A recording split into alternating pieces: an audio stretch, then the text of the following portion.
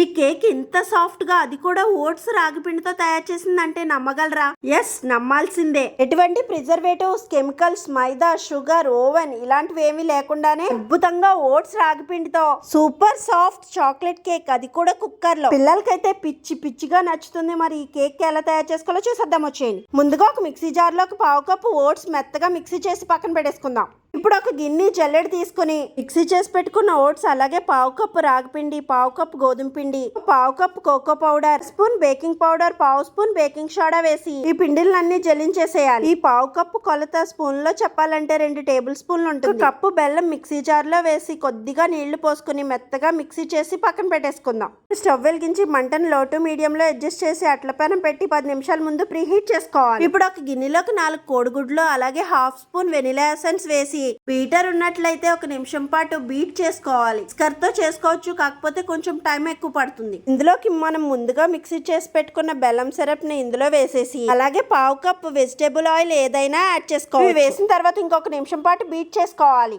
ఇప్పుడు మనం ముందుగా చల్లించి పెట్టుకున్న పిండిల్ని కొద్ది కొద్దిగా వేసుకుంటూ ఉండలు లేకుండా వీడియోలో చూపించిన విధంగా కట్ అండ్ ఫోల్డ్ మెథడ్ లో కలుపుకోవాలి. ఇప్పుడు మొత్తం అంతా వేసేసి అదే విధంగా ఉండలు లేకుండా కలిపేసేయాలి. మనం తీసుకున్న ఎగ్స్ కన్సిస్టెన్సీ ఇలా ఈ విధంగా ఉంటుంది. నేను ఇక్కడ 1/2 కేజీ చిన్న కుక్కర్ తీసుకున్నాను. ఆయిల్ అప్లై చేసి బటర్ పేపర్ వేసుకుని పిండిని ఇందులో వేసేసేయాలి. 1-2 సార్లు ఈ విధంగా ట్యాప్ చేసి కుక్కర్కి బెల్ట్ ఉంచి విజిల్ మాత్రం తీసేసి మూత పెట్టేసి కుక్కర్ ని ప్రీ హీట్ చేసుకున్న పెనం మీద పెట్టేసుకుని 2 నిమిషాల పాటు లో ఫ్లేమ్ లో ఈ కేక్ ని బేక్ చేసుకోవాలి. ఈ కేక్ బేక్ అవడానికి కరెక్ట్ గా 35 నుంచి 40 నిమిషాలు అయితే పడుతుందండి. స్టవ్ ఆఫ్ చేసి పూర్తిగా చల్లారిన తర్వాతనే వేరొక ప్లేట్ లోకి డిమోల్డ్ చేసుకోవాలి. ఈ ఓట్స్ రాగిపిండి కేక్ అయితే చాలా సాఫ్ట్ గా ఉంటుంది. ఇంట్లో యూజ్ చేసుకునే కుక్కర్ లోనే ఈ కేక్ ని చాలా సింపుల్ గా తయారు చేసుకోవచ్చు. చూసారు కదా, వీడియో నచ్చినట్టయితే ఒక లైక్ చేసి మన ఛానల్ ని ఫాలో చేసేయండి. Thank you for watching.